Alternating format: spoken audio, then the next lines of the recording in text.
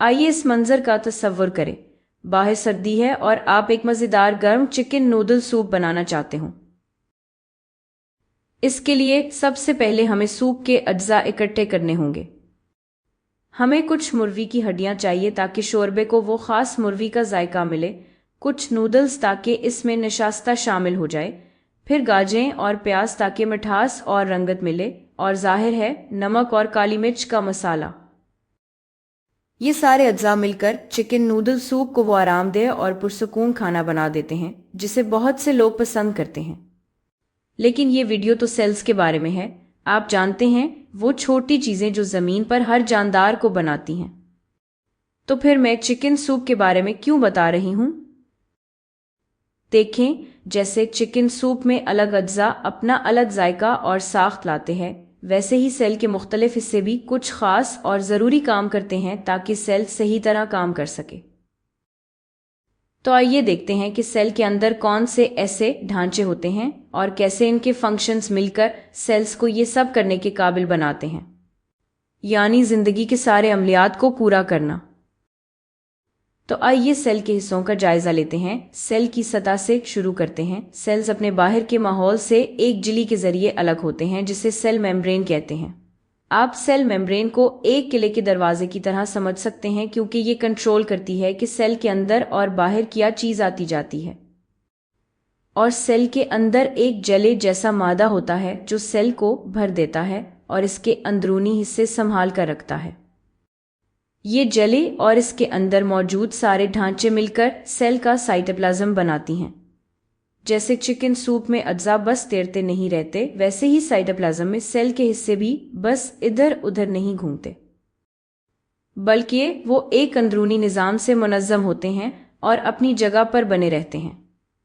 Cytoplasm के अंदर मौजूद कुछ हिस्सों को ऑर्गेनेल्स कहा जाता है।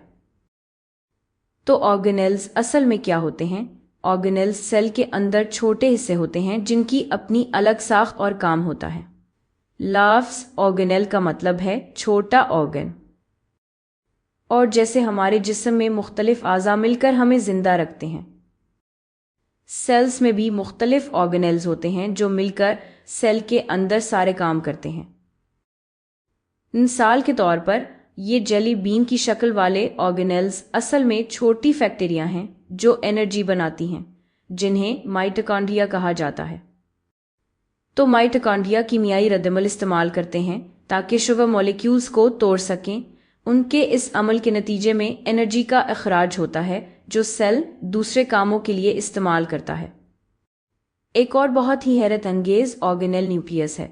आप न्यूक्लियस को सेल की मालूमाती डेटाबेस समझ सकते हैं। इसके अंदर डीएनए होता है जिसमें सेल्स के जीन्स शामिल होते हैं। जीन्स वो खास हिदायत हैं जो सेल अपने काम करने के लिए इस्तेमाल करता है। अब अगर हम प्लांट सेल की तरफ आएं तो हमें ये सब्ज ऑर्गेनेल्स नजर आते हैं जिन्हें क्लोरोप्लास्ट कहा जाता है।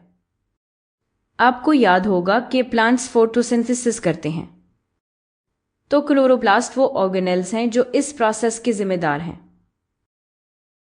पौधों को भी जिंदा रहने के लिए खुराक चाहिए होती है जैसे जानवरों को चाहिए, और क्लोरोप्लास्ट फोटोसिंथेसिस के जरिए शुगर्स बनाते हैं जो प्लांट सेल्स अपनी खुराक के तौर पर इस्तेमाल करते हैं। प्लांट सेल्स के सेल मेम्ब्रेन के बाहर एक और तह होती है जिसे सेल वॉल कहते हैं, और ये सेल को एक खास शक्ल देने में मदद करती है। तो आप देख सकते हैं कि एक ही सेल के अंदर कितने मुख्तलिफ हिस्से होते हैं। सेल्स में बहुत सारे ऑर्गेनेल्स होते हैं, इनसे भी कहीं ज्यादा जितने मैंने इस वीडियो में बताए हैं। और सबसे हैरान कुन बात यह है कि ये तस्वीरें आसान और सादा शक्ल में दिखाई गई हैं। असल में सेल्स ऐसे नहीं दिखते। आपको अंदाजा देने के लिए ये एक तस्वीर देखें कि असल सेल कैसा नजर आता है। तो जब हम सेल्स की बात करते हैं और इन तस्वीरों को हवाला के तौर पर इस्तेमाल करते हैं तो याद रखें कि ये तस्वीरें सिर्फ असल चीज के आसान और सादा नमूने हैं। अब इस वीडियो के आखिर में आइए दोबारा अपने मज़ेदार चिकन नूडल सूप की तरफ चलते हैं जिसका मैंने शुरू में जिक्र किया था। तमाम अज्जा जो मैंने डाले इनका अपना एक खास काम था जो सूप के जायके और रंगत में हिस्सा डालता है। اور اسی طرح سیل کے اجزاء یعنی ان کے آرگنیلز اور ان کی ساخت، ہر ایک کا اپنا خاص کام ہے جو سیل کو کام کرنے میں مدد دیتے ہیں، وہ سارے کام کرنے میں جو زندگی کے لیے ضروری ہیں۔ تو اگلی بار جب آپ نوڈل سوپ کے سامنے ہوں تو بس تصور کریں کہ آپ ایک بہت بڑا سیل کھا رہے ہیں۔ اگلے لیکچرز میں ہم مزید تفصیل سے سیل کو پڑھیں گے۔ خدا حافظ۔